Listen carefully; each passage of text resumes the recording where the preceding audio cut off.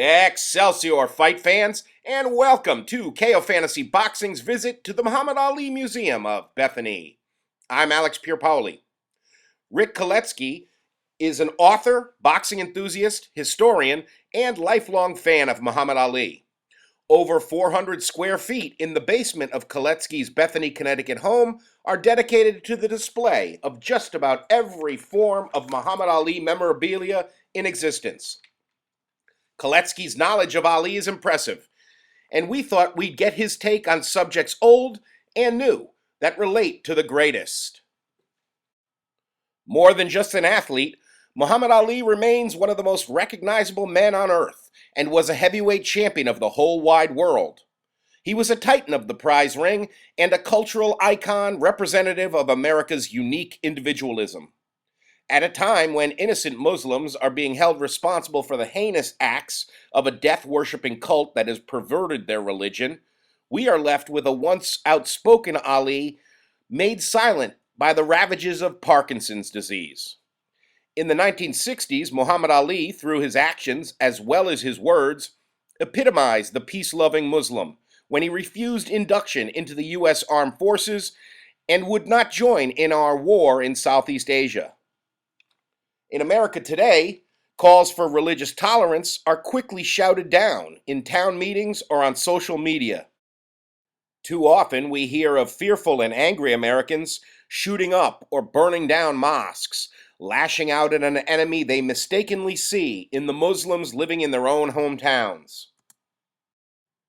Despite the fact that there is no way to screen what is in a person's heart or mind, we have presidential candidates calling for the labeling of Muslims, the close surveillance of mosques, and even a blockade against Syrians fleeing their own war-torn nation out of fear they might be sleeper agents of a death cult. What would Muhammad Ali say about all of this? We asked Rick Kaletsky for his take. Unfortunately, we don't have Ali's voice because of his condition. Do you have any thoughts on what he would say about the Syrian refugees, about the war on terror, anything like that? Sure. Let me start with this though. We know it's some form of Parkinson's. Did it definitely come from boxing? No, it didn't definitely come from boxing. Was it probably? Did boxing probably contribute? Well, probably. I'm not a medical guy. But it's just not that simple. Angelo thought it might have had to do with pesticides at the Deer Lake cabins. Was it probably from taking a lot of punches? Probably, or some of it, but it's not that simple. And keep this in mind.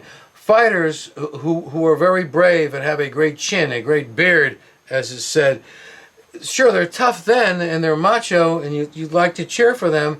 And Ali had the best chin, the best body. He took, when he sparred with Shotgun Sheldon for years, he would take the shots here like that. Sure, but that paid off in bloody kidneys and didn't do his head any good. An interesting thing is there are fighters that have been knocked out several times, but knocked out in early rounds, didn't take the beating, they were better. So boxing is tough, but we don't know the whole thing.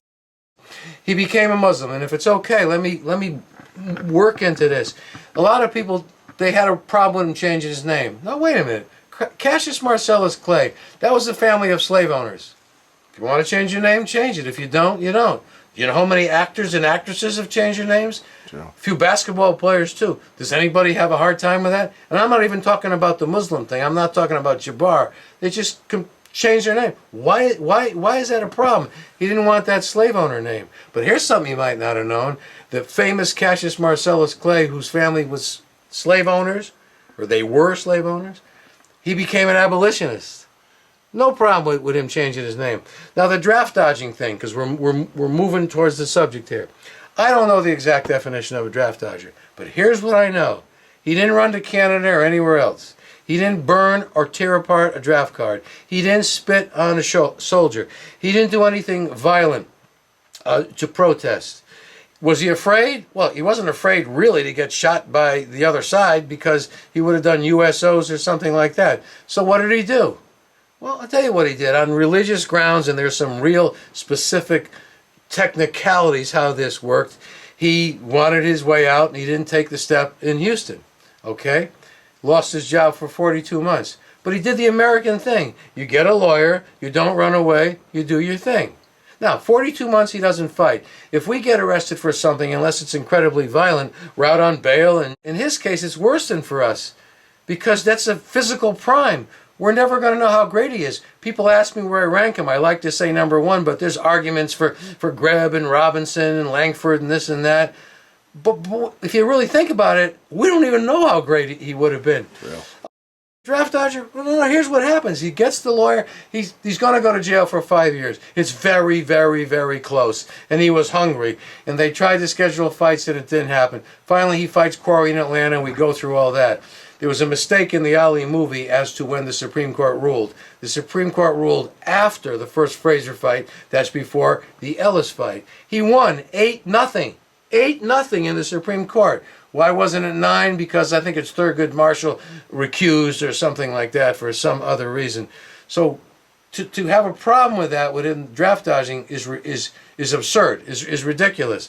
Keep in mind one more thing. He wins the Olympics. He comes back home. He was representing his country. He goes into a restaurant. They won't serve him because he's black.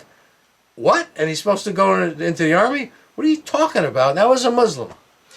The Muslims did many, many, many good things. For instance, they got a lot of people off drugs. They got a lot of people off alcohol. They dress better than I do. I'm not saying that's a great thing because I like the way I dress and I like the way Alex dresses. But he wanted people to be clean livers, yeah, you'd say that, livers and all that stuff. And they wanted them to be independent. So rather than get their heads beat in at the moment, and I am a Martin Luther King guy too, by the way, that's for sure. But he wanted people to start their own businesses, whether it be bakeries or insurance companies or whatever, and there's other ethnicities have built up like that. Now, it turns out that it became known later that his group of Muslims did have some rough badasses in it. That is true. And that Elijah was, not the greatest guy who ever lived, and if it moved, he was jumped on it, stuff like that. But Ali really embraced the good part of being a Muslim. Did he ever say things he's sorry for? I said that before, but that it included as a Muslim. But let me also say, no chance, he's absolutely not a racist. Any way, any form, no shot, it doesn't work that way. First of all, I want to say very clearly, I understand the fear. And by the way, that the politicians say, and we're all supposed to say that we don't want to show that we're scared because the other guys win, and we have to go about our daily life. And I won't get too political now. I got that, but that relates to the question. I got that. But if you want to ask me, well, are you scared of any of this? As a matter of fact, I am. I mean, you got Mohegan Sun. You got Barclays, you got the ball games. There's plenty of targets. Even got Costco. I mean, I understand the fare, and is it possible? At first blush, you got all these people, thousands and thousands and thousands, that there could be some bad guys that like shuffle in. Is it possible? Yeah, but I'll tell you what. Normal process is like 18 months to 2 years to actually get into this country, and you got to go through so much bureaucratic stuff. And be checked here and checked there and this and that, the fingerprints and your background. It's possible that one of those people could be a bad guy. Yes, it's possible. But they don't just let him in. The vetting is like unbelievable, and particularly the way they're doing it now. In the history of refugees, if you want to call it that, or you even broke it down to Syrians that came here, the number of people that caused any harm that's anywhere in this category is so small, and yes, one could cause a lot, it's unbelievable. I believe if he was given the right explanation and right counsel, and he thought about it, his loving ways, because he's very much that way, would be, are you kidding me? You go through the process, but how can you keep these people out? Now keep this in mind. The bad guys have killed lots of Syrians. And by the way, I don't just mean Muslims, because there's lots of Syrians that are Christians, including Maronite, by the way. So you got people who are running from ISIS. They need somewhere to go. And I believe Ali, with the proper information, would certainly come around to that. He might even be embarrassed by this, but, there's people do bad things in your religion or my religion. We can't speak for all of them. So on the refugees, which is the heart of your question, in the end, he'd be one for compassion. There's no question he'd be one for compassion, because that's the way he is. Definitely. Did I answer that question? Definitely. Okay. Because I'm going a mile a minute.